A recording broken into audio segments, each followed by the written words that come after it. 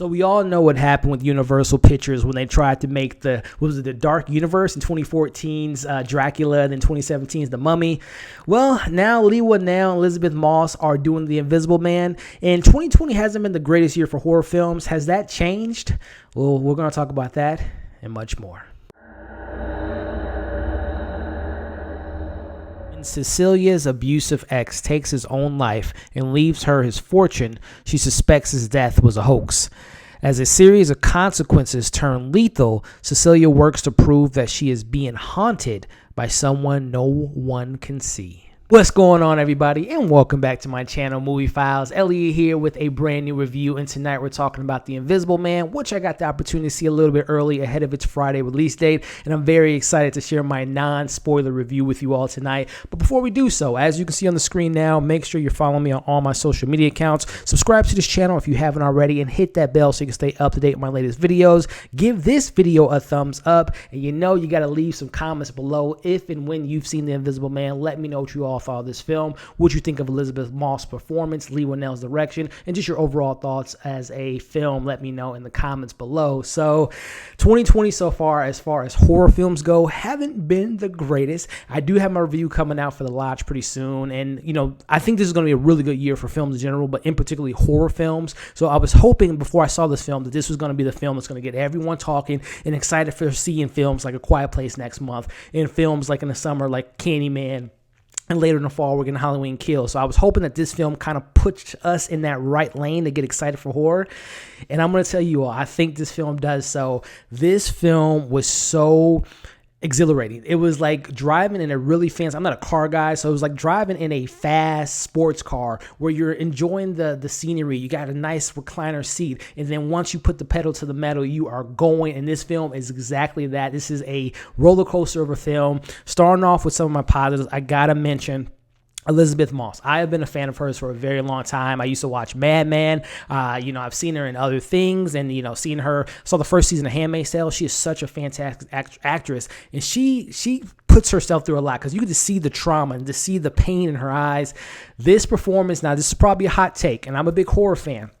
Now, I've only seen this film once. I'm going to see it again. But I'm going to put Elisabeth Moss' performance in this film as Cecilia, as this abusive person getting out of this toxic relationship and going through this crazy thing that's going on in this film. But I'm putting this performance up there. Maybe not surpassing these people I'm going to mention, but kind of in the same arena at least, as far as Toni Collette in Hereditary, Florence Pugh in Midsommar, Lupita Nyong'o and Us. I'm going to put Elisabeth Moss in that arena. I thought her performance was so incredible. You believed in her. I mean, you saw the fear in her eyes when she talked about the relationship that she had with Adrian and what she went through with him and everything that she's going through in the film, where you know there's nothing in the corner, but you couldn't tell that by looking in her eyes. She was so fantastic in this movie. And again, I know it's a hot take, and I'm not saying she's surpassing those other actresses who I thought was fantastic, who also, I got to put Emily Blunt in that movie, in that realm as far as like horror films, actresses who just dominated, destroyed their roles. I'm putting Elisabeth Moss in that category. She was such a fantastic character, and I just thought that she was amazing.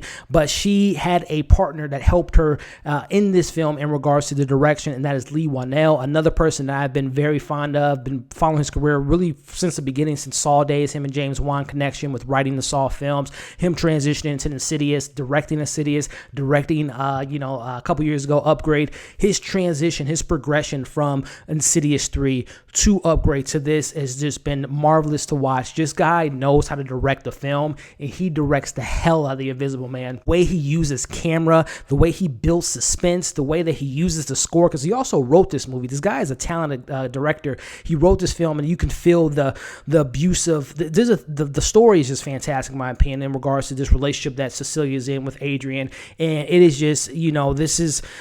A lot of people can probably relate to this, whether it's a relationship with someone or the relationship with their parents. When you have someone that's been abusing you and you get out of that relationship, they're still attached to you. That trauma does not just go away. And I love how Leigh Whannell and Elisabeth Moss obviously played that. I thought their dynamic was fantastic. And again, Leigh Whannell, man, he is someone to keep an eye out for, because again, the progression from being a writer from Saw, writing the Insidious films with James Wan, directing the third Insidious, going into Upgrade and going to this. I'm telling you all, keep an eye out for him. I'm very excited to see his career. I think he's going to probably do some more of these small budget films and putting his own touch to it, bringing his own stories to the big screen. But I think in about 4 or 5 years, I will not be surprised if you hear Leigh Whannell attached to a big DC, Marvel, Star Wars film, especially with his connection with James Wan. Hell, I wouldn't be surprised if Leigh Whannell is the director of The Trench, the spinoff for the Aquaman, or some other, dark universe type of character in the DC universe, because he has potential, and I'm a big fan of Leigh Whannell. So Elisabeth Moss, great performance. Leigh Whannell, great direction.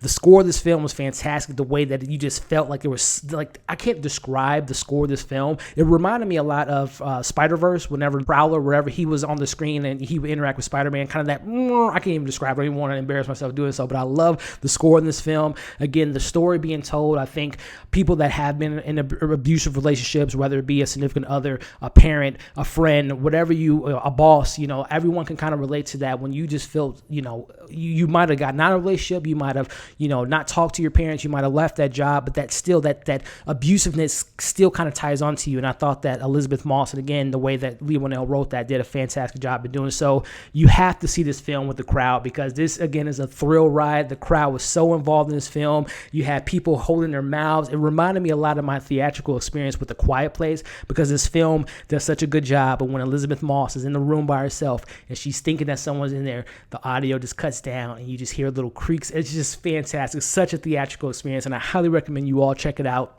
with a big crowd. It is a crowd pleaser for sure.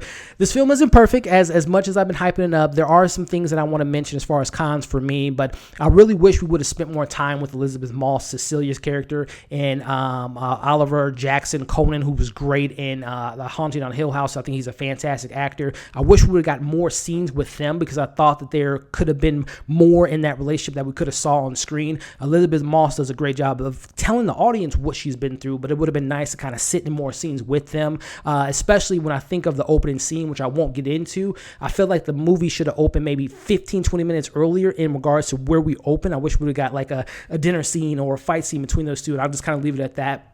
With that kind of being said, I wish there was a little bit more explanation behind the suit and the abilities of the suit. I won't get into any details, but I wish we would have known, does it give him some certain enhancements, as it does this, as it does that. They didn't really dive into the capabilities of the suit, and I'll just leave it at that. And then the last couple things on my cons list, I would have liked more development from our characters, our supporting characters, James and Sydney. I wish we would have learned a little bit more about their dynamic and a little bit more from their characters as their individual characters in this film. And then the biggest thing for me, the first 2 acts do such a great job of creating tension, telling us the story and building to this tension.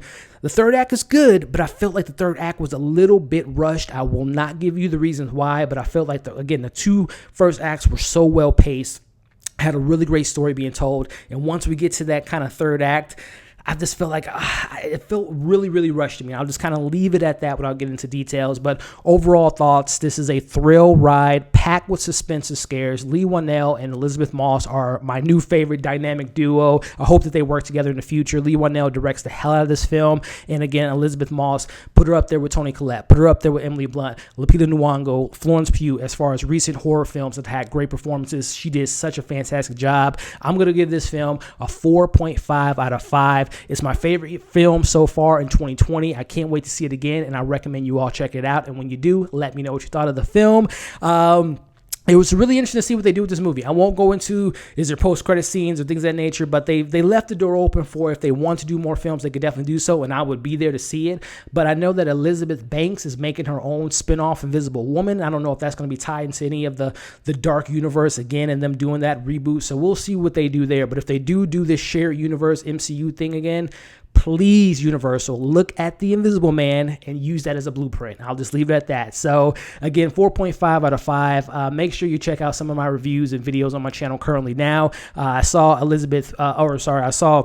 Emma Period. Check out that review. I have a giveaway going right now for Knives Out, and coming pretty soon, I'm going to have my review for I'm Not Okay With This on Netflix, I think is the title, and also I'm going to have my Lodge review coming out soon. So like, share, comment below, subscribe to my channel if you haven't already. Keep an eye out for those videos coming out pretty soon.